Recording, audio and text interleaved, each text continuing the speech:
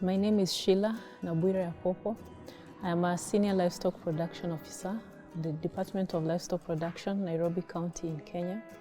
My major role is to provide extension services and capacity building of livestock farmers in urban areas.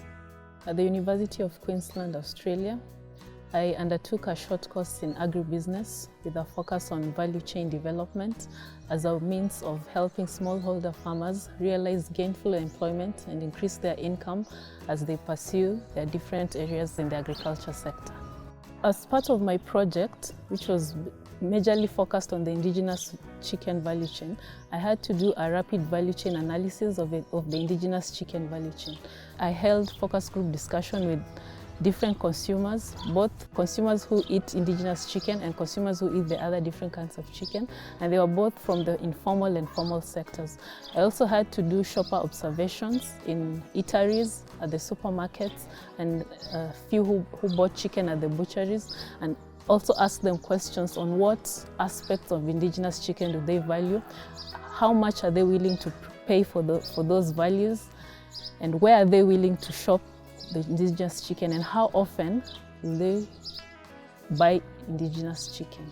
While conducting my study on indigenous chicken, I realized that whatever breeds that have been brought out there does not really reflect on what consumers want. They're majorly focused on the production bit, because when you look at the indigenous chicken, their growth rate is minimal compared to the improved breeds that have been introduced. So once we incorporate what the consumers want, it's easier for farmers who sell at the farm gate or farmers who supply to the supermarkets to get value for their products. So it's difficult to penetrate into a formal market when you have low volumes, because you don't know how to synchronize hatching, and you don't know how to ensure that the houses are clean, fumigated, and the farmers don't vaccinate cyclic diseases, and the vaccines are available. From the findings of the rapid value chain analysis, consumers, being from the focus group discussion and from the shopper intercept interviews, gave me different attributes that they value indigenous chicken. And some of those attributes are taste, food safety, color of the breast and shank, and the age of the bird. They consider indigenous chicken to be organic, where they're reared with no growth hormones, and then they're also reared with use of less antibiotics. And then they also value the shank color and the breast color, where yellow is what is valued, because they say when they cooked indigenous chicken that is yellow in color, the soup also is yellow and it's appealing. And they consider the age of the bird. The cock should not have a protruding spur or a big comb, and the hen should have lain for 2 cycles and below. That's what they consider as appropriate age for indigenous chicken.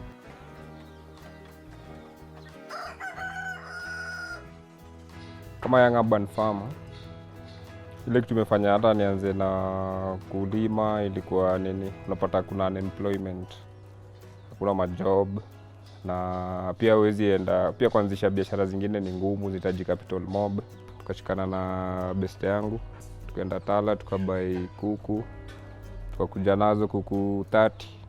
The second day, kuku jaws zinaangusha kichwa, zina mwaga mate, makamasi. Zikaanza kudedi one by one. Kwenda kwa livestock office, nikamit kuna mzee mwingine hapo akaniambia ataniintroduce kwa Sheila. Sasa tukaonyeshwa zile vitu tunafaa tufanye about a proper housing, kuonyeshwa diet ya kuku, na biosafety. So tuka-apply hizo. From there on kuku zikaanza kutaga mayai mob. So ikakuwa napata order za mayai, nauza mayai. Nikiuza mayai hiyo ndo natumia na buy kuku na buy feeds hivyo. Mpaka sasa hii tumefika hapa. Tumejua kuhusu mambo ya nutrition na vile nasaidia kuku na ile standard market inahitaji.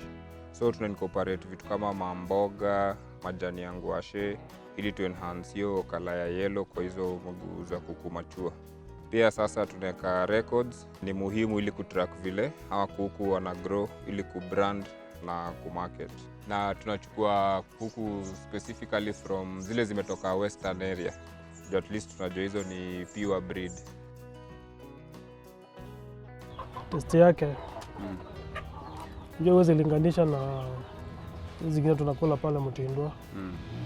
Because sisi nianza kuziuma, they are much different. Tena unajua saa hizi venye ziko hapa, you are sure of what you are eating. Ana, zile ujuzi zimetoka wapi? So we prefer taking from here. Kuna tizi naona nakuja hapa. I can see venye unazilisha hapa. Zifuga. Yep. But this I'm sure of what I'm taking. Haya iko fiti, nakula. Hata sasa niko na order. Yeah, I'm expecting you nipatie kreti moja leo. Sasa unatoka nayo kimaliza. Kabisa. Ziko sawa hata mayai. Ziko test yake iko sawa, si ile ya kuwekelewa ya kubadika vile. Watu hiyo wanaenjoy ingi. Kabisa. Yep. Indigenous chicken requires minimum input, minimum resources. So when you rear indigenous chicken in an urban setup, you are assured of a consuming population. But then what hinders indigenous chicken, you'll find the low numbers. So they came about the introduction of improved indigenous chicken breeds.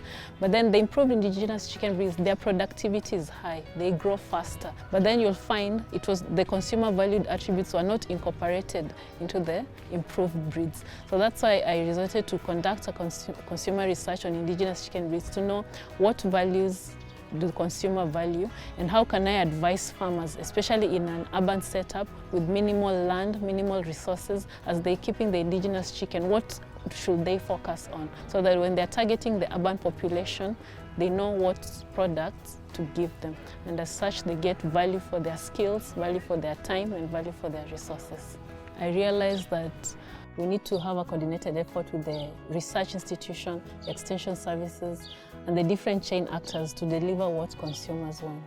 Understanding what consumers need in indigenous chicken challenges us to engage the farmers so that they can begin to keep records of their chicken and the nutrition requirements so that there is consistency in the products that consumers get in the market.